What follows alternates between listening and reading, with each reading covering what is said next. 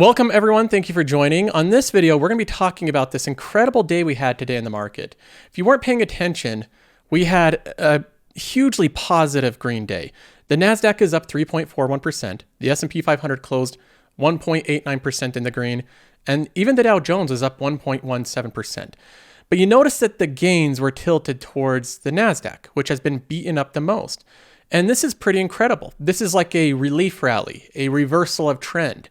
We've been trending down in recent history in the NASDAQ, the S&P 500, and the Dow Jones, but especially the QQQ and these type of companies. But now we see a huge reversal in trend. 3.41% green in one day is a pretty big green day. And it's even more so with the type of companies that I hold in my portfolio, the Story Fund. If you're new to the channel, I follow this growth portfolio week by week and give complete transparency into how it's doing. Today was a special day for the Story Fund. It is up 5.35%.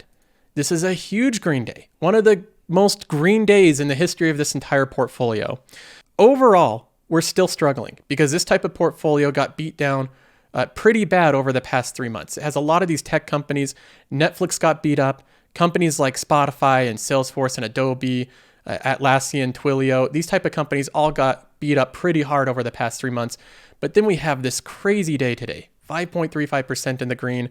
The Netflix was up 10.46%. Spotify was up 13%. These are crazy numbers that happened today. So anytime this type of thing happens, where we have one big green day after a lot of selling, this is where we have a lot of speculation, a lot of opinions on what this means for the overall market. And I want to discuss it and give my thoughts on it. So we're going to be going over that. I'll be giving an update on a lot of different holdings in the Story Fund, what I think is going on with them right now. And we also have one other news item that I want to mention. Remember that Apple analyst that came on CNBC June of last year? And he said while wearing AirPods that Apple was grossly overvalued. It was overvalued by over 30%. Apple was at the time trading at $125, and he said it was worth $90 a share. He said Apple had too good of a year in 2021. They were just having too good of a year, and they had too good of a year in 2020, and they pulled forward demand. And he said that, this next year is going to be really tough for Apple. Well, I disagreed with him. I posted a reaction video to this, and I said, hey, I think this guy's dead wrong. I think his thesis is wrong. Here's the reasons why. And it turns out that he just appeared back on CNBC just today. So I want to take a look at his new price target of Apple and his thoughts on the company going forward. So we have a lot to jump into in this episode, as always. And just a reminder, if you haven't already, you should check out the Patreon associated with this channel. Most Patreons are just like the community Discord and maybe some exclusive content. We offer that as well on this channel. I do hour-long AMAs weekly, as well as exclusive episodes. We have a community Discord that's for Patreon members. It has over 2,000 active members. But in addition to that, I want to remind you, you also get access to Qualtrim, this website, at no additional charge. There's no add-ons, there's no bait and switch. It's not something separate. It is totally included with the base Patreon level. And Qualtrim is a suite of investing tools to help you become a better investor. One of them is Qualtrim Insights, which gives you at a glance all the fundamentals of any company. I can type in Apple and see their revenue and EBITDA and free cash flow, net income, their balance sheet, their debt, their dividends, their cash, their shares outstanding, their earnings per share going way back to 1996. I can see a ton of information at a glance, as well as the valuation metrics, the margins, the growth, the dividend summary, all of this stuff very easily on one page. It works for any of the publicly traded companies, any of them on US exchanges. So this tool is included as part of the Patreon. You also get access to Qualtrim Track. This is a different part of this tool. This gives you information about your portfolio, your dividend growth over time. And this actually does projections on your upcoming dividends over the next year. We're building all of this out. So again, Qualtrim Track, Qualtrim Insight, everything they do at this website, including the mobile app that's on iOS and Android, are included as part of the Patreon. No additional charges, no upselling, no ads, nothing like that. And we are working on something right now that I think is going to be awesome. It's going to be released probably within a couple of weeks, called the Dip Finder. And that's going to be another big segment on this website, another big tab with, I think, a really cool tool. So I'll explain that more in the future. But if you haven't already, try out the Patreon. There's a link in the description. All right, now having said that, let's go ahead and jump into the portfolio and do an update. For those of you new to the channel, this is called the Story Fund. It is my growth portfolio. I track it with total transparency week by week, and I benchmark it against the S&P 500. So if you're interested in seeing and observing the outcome of a real portfolio with real money over a long period of time to see if this can work, if stock picking can work, and I can invest in long-term compounding companies like Netflix and Amazon and Google and Spotify and Salesforce and Adobe. These type of subscription-based, I think, incredibly good compounding companies, then you can subscribe to the channel and follow along for free. I'll be doing updates every single week. The portfolio overall, I think it's had a tough time, right? The past 3 months, there's been this crazy sell-off in these high growth names. Every type of tech company and cloud company has basically been re-rated, and the market has not liked them. The market has been stuffing money into energy companies and financials and commodities and different places outside of these tech companies that had a big run up. So over the past 3 months, I've given up all of my gains. I went from being in the green by $25,000 to now just being in the green by $1,300. And that's painful. That's something that's mentally difficult to deal with, but not really if you have the right perspective, if you have the long-term perspective. I own just as many shares in the companies that I initially bought as I did before. And this sell-off gave me the opportunity to buy more heavily into a lot of these companies that I already love. I love Netflix as a company and an investment. After the sell-off, I bought more of this company. The same thing with Spotify, the same thing with all these companies. With IGV, all these cloud companies, I increased my position size in that as well. The sell-off was an opportunity for me. So even though I'm in the green by $1,300, I look at this as an opportunity to gain way more share count so that when we do have another run up, I have a lot more starting off. So I think it's a good thing in the end. Now, the portfolio was actually pretty bad like a week ago. A week ago, it was even further in the red. By $7,000, I was in the red. So being $1,300 in the green today is pretty remarkable. The past day, this is just today, we're up 5.3%. So we outperformed even the QQQ by a large degree. These type of companies really pop when the market is back in bull mode, right? When things are going good and the market's going up, I think these companies will make a lot of ground. Now let's go ahead and look at the performance of it overall against the S&P 500. I tracked this on this chart here, and you can see the story fund is in blue. So my portfolio is the blue line. The S&P 500 is in red. And I show this again every single week. You can see the performance of this, and I plan on doing so until the end of 2025. Now, you can see that the past 2 months, the performance suffered in my portfolio. We had Netflix trending downwards, and then we had the huge sell-off after the bad quarter. We have Alibaba having a tough time. We have controversies with Spotify, that company selling off. And it traded down to -7%. So I was actually pretty well in the red. And then in just the past couple of days, this rally put me back in the green, +3%, against the S&P 500 at +17%. So the S&P 500 is still in the lead right now, but the gap was closed quite a bit over just the past couple of days. And I think this gives you an idea of how quickly things can change. This much area covered in just a few days. If the market decides, look, we sold off too much, these type of growth companies have just been oversold. We're not really worried about the whole inflation thing or the raising interest rates. That's really not as big of a deal, which the market could. They could shrug it off at some point. These are the type of companies that I think investors will want to pile money back into. The market swings from one narrative to the other. The pendulum sways from one side to the other, and in many cases it goes too extreme. It'll go too far to the side of fear, and that's where we're headed. The market has been extremely fearful, selling out of every tech company. Nothing's story-driven, nothing's narrative-driven, nothing about the future. Everybody wants the Kimberly-Clarks, the Procter & Gamble's, the most defensive companies you can get right now that have cash flows right now today. That's what people want right now because there's the Fed, there's interest rates going up, there might be inflation, but the pendulum will eventually swing back to greed mode. That will happen over time. When that happens, investors will pull money out of their big, mature, slow-growing energy companies and consumer defensive companies, and they'll want to get back into growth. All of a sudden, they'll be talking about Spotify dominating the world with audio and Netflix dominating the world with streaming. This type of thing sways from one direction to the other. So even though right now the narrative is heavily swayed towards the more defensive companies in the S&P 500, I think the pendulum will eventually swing backwards. I don't know when that will happen. Whenever we have a big relief rally, a trend reversal day like today, where we've been selling off for a while and all of a sudden we have a reverse of that trend and a big up day, This is when the speculation happens. You have people go on TV and say, this is the bottom, prepare for this huge rally. You have people saying the selling's not over, it's going to be another 10%. The truth is we don't know. We don't know if this is the bottom, if it's going to reverse trend now. We have no clue. What I do know is that these type of companies are way sold off compared to what they were 3 months ago. They're way better valued than where they were 3 months ago. And there's way more upside with them now.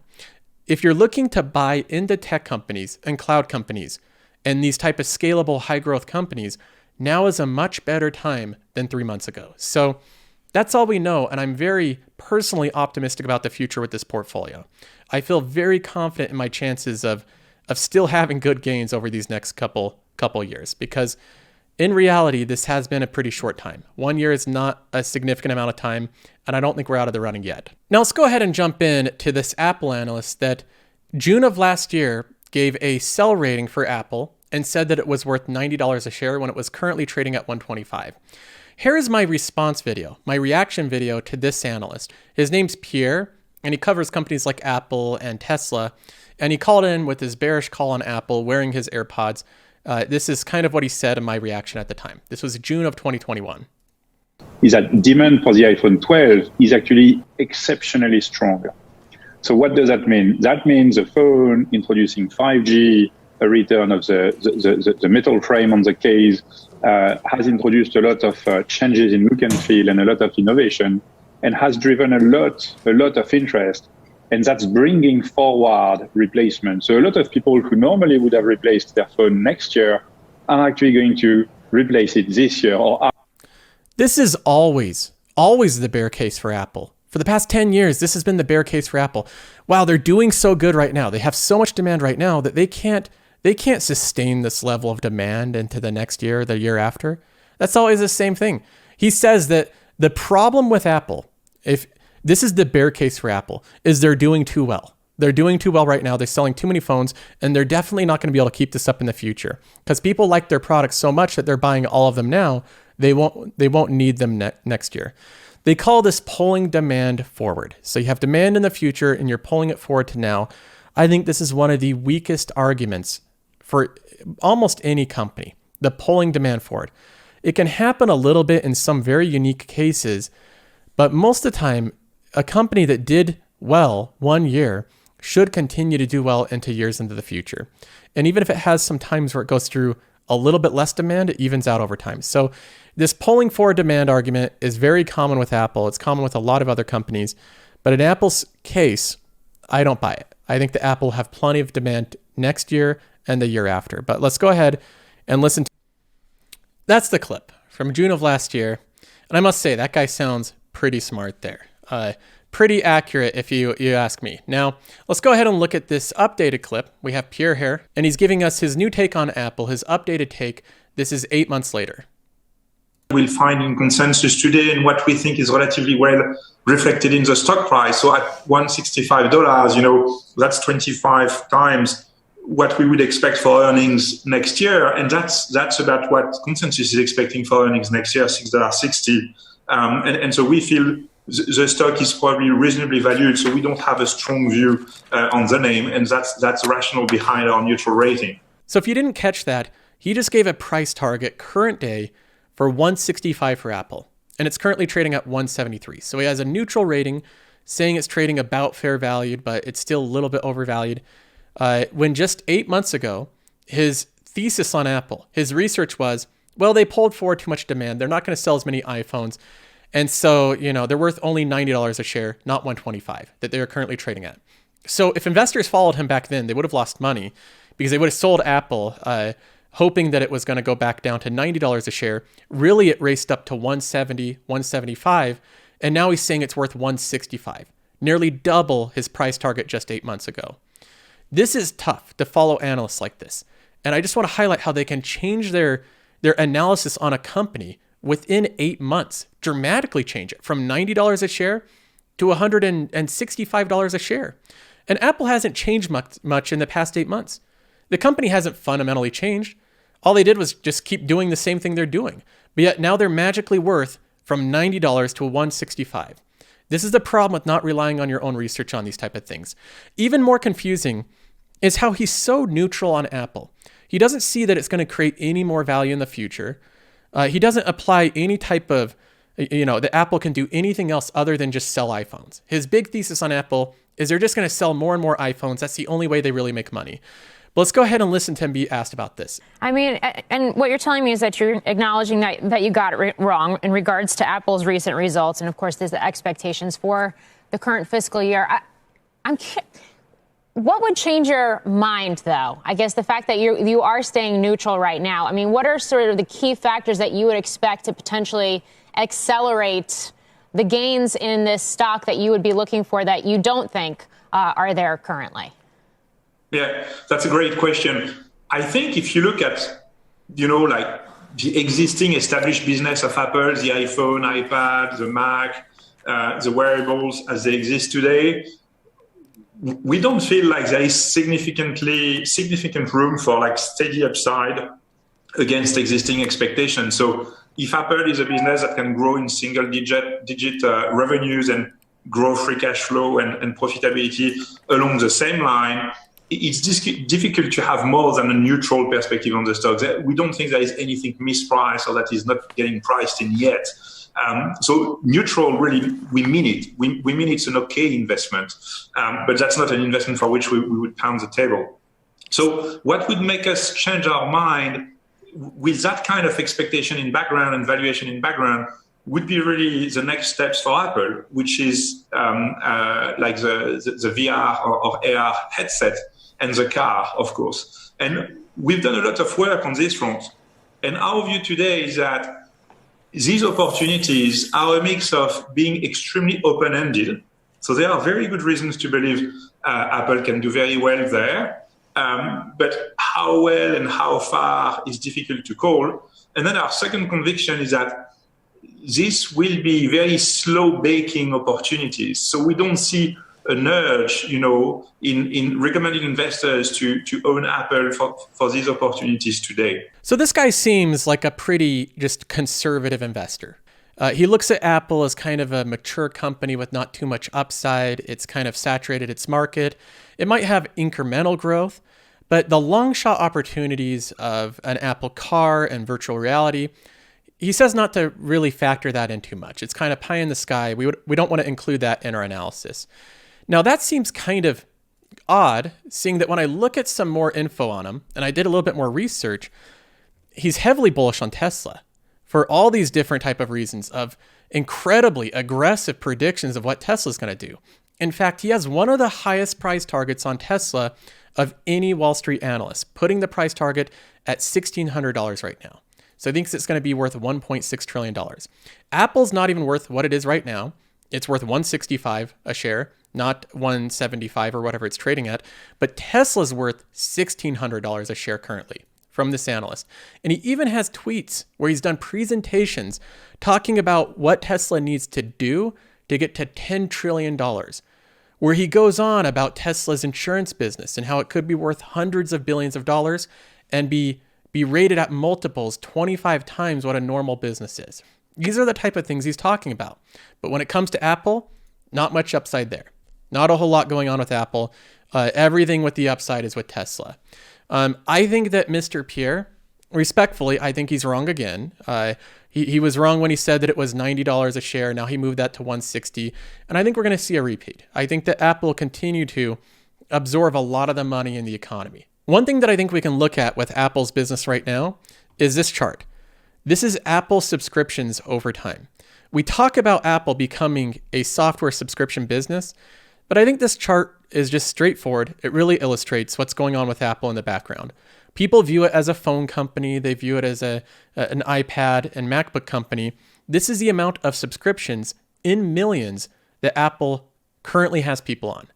Last quarter, it went up another 40 million subscriptions to 785 million subscriptions.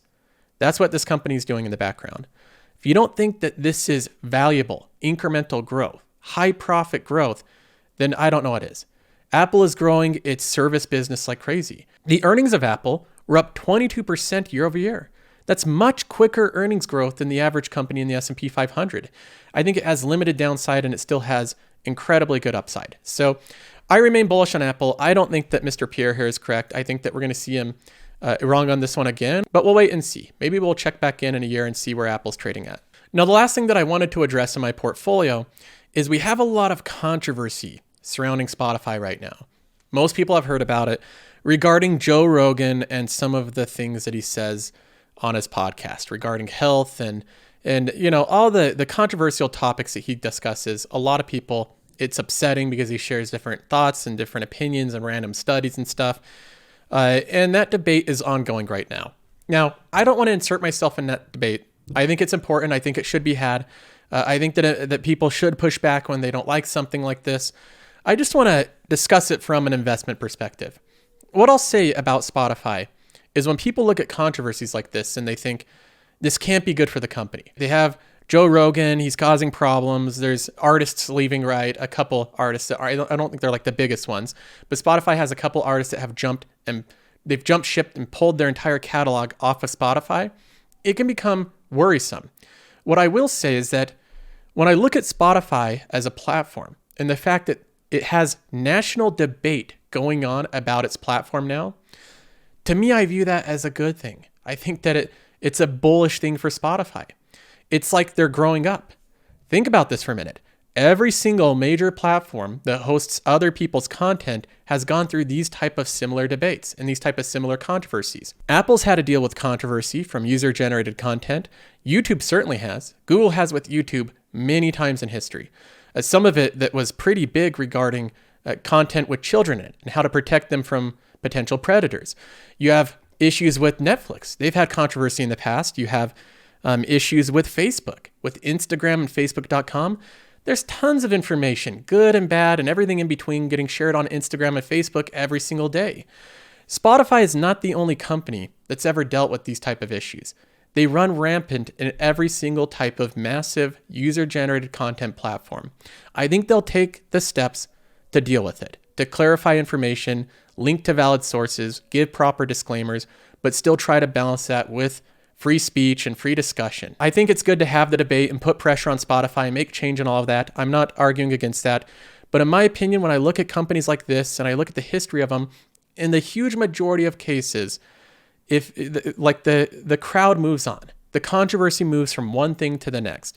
Today it's Spotify, tomorrow it will be something else. So I assume that that's what's going to happen in this case. I could be wrong.